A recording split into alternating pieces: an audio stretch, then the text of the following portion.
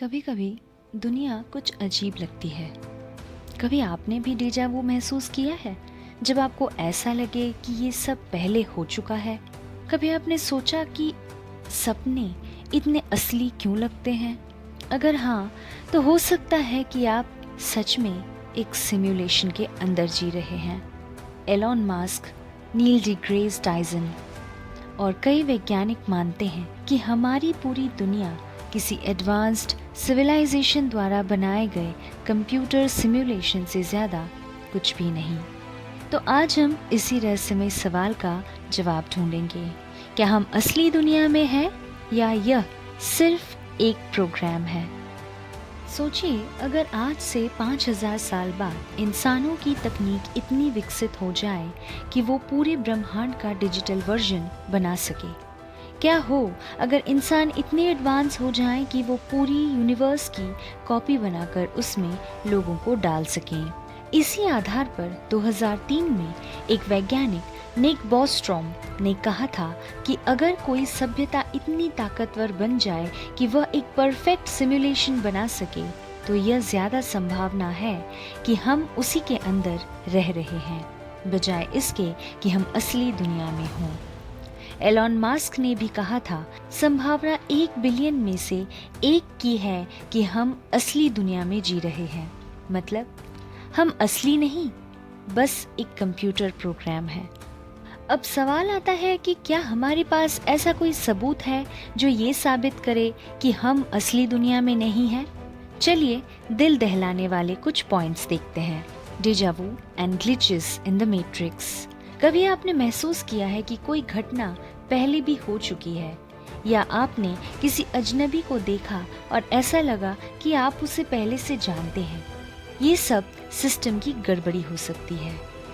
कभी कभी तो ये भी फील होता है जैसे अभी हम जिस मोमेंट में जी रहे हैं, ये मोमेंट पहले कुछ फील करा जा चुका है।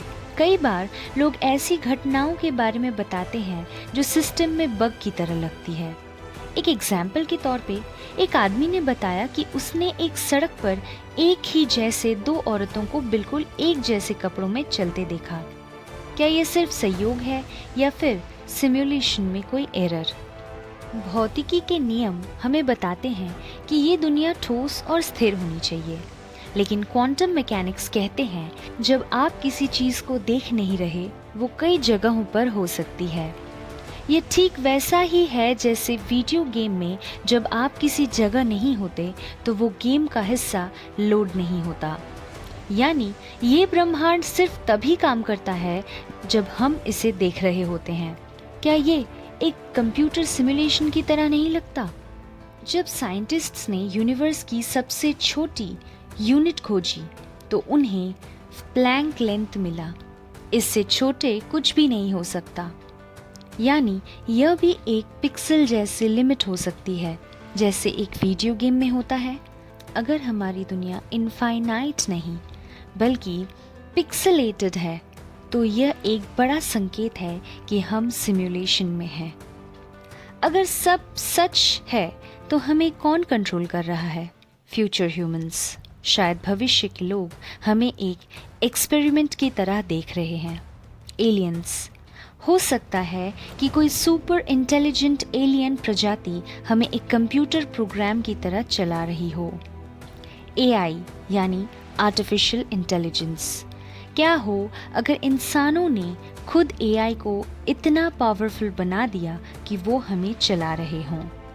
अगर हम वाकई सिमुलेशन में जी रहे हैं, तो क्या हमारे क्रिएटर्स हमें कभी बताने वाले हैं, या फिर हम बस एक गेम के कैरेक्टर बनकर रह जाएंगे? अब सवाल आता है कि क्या हम इस सिमुलेशन से बाहर निकल सकते हैं?